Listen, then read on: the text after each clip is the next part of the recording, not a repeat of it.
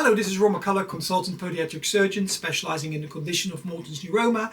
We have a specialist center where we offer different treatments for the management of the condition, and we see Morton's neuroma sufferers from all over the world.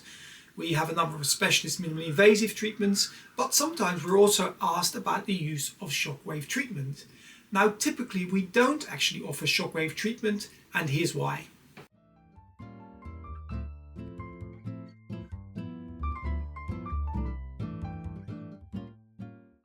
Okay, so first of all, I should probably just explain what shockwave treatment is. This is a type of sound therapy where high energy sound waves are introduced to a tissue, and this can stimulate healing. Now, I should say I'm actually quite a fan of shockwave, and we use it a lot in our practice for conditions like plantar fasciitis, which is an extremely common reason for heel pain, and it's often then used in our clinic for Achilles tendinopathy, pathology of the Achilles tendon.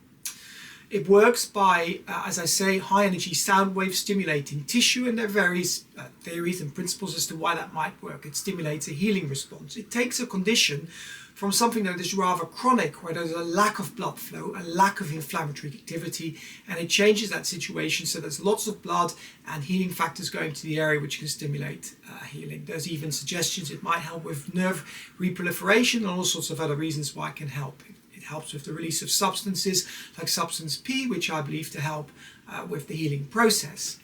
So nothing wrong at all with shockwave. The reason why I don't use it within our facility typically is because we've used it on a number of occasions and the results have been disappointing.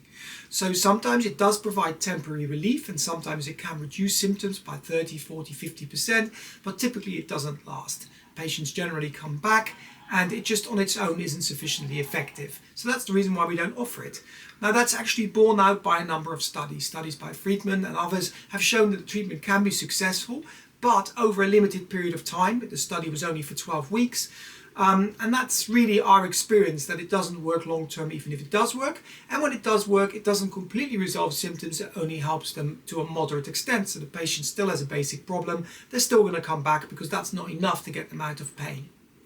Now, meta-analysis studies, more extensive studies looking at all the literature, don't really support the use of shockwave completely. It suggests that there can be some limited benefit, but on the whole, a lot more evidence is required for its use.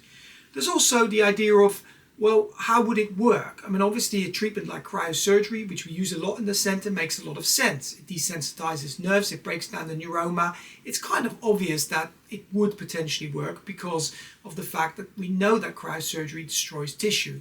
Shockwave really stimulates healing. Now, the idea that the shockwave can break down a neuroma, I think, is highly questionable. We've certainly not seen any significant reductions in neuromas from shockwave. And the idea that it could help by turning a chronic into acute condition, again, I can't quite see it, because at the end of the day, you're still going to have a thickened pathological nerve there that's potentially going to cause problems. So for all those reasons, we don't offer it at the facility. We have shockwave, but obviously we want to make sure that when we do offer treatments for patients, they're going to be as effective as possible. We don't want to waste patients' time and have them spend unnecessary finances or something that's ultimately not going to be successful.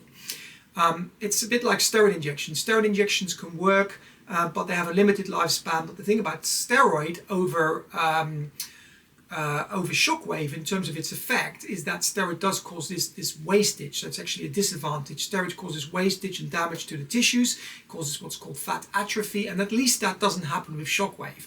So if you were to try a conservative treatment, certainly I would argue that shockwave is safer than a steroid injection, which again has been shown to last only usually for a limited period of time. Now, we always advise patients to exhaust conservative care. As we know, with open surgery, there is this risk of complications such as stump neuroma. Typically, that can be as high as 20% from the studies. So for that reason, it is well worth trying absolutely everything, but that really should consist of conservative care like good footwear, toe spacers, toe-toe socks, wide toe boxes, dealing with the underlying biomechanics, and so on. And these are all things I've produced extensive videos on.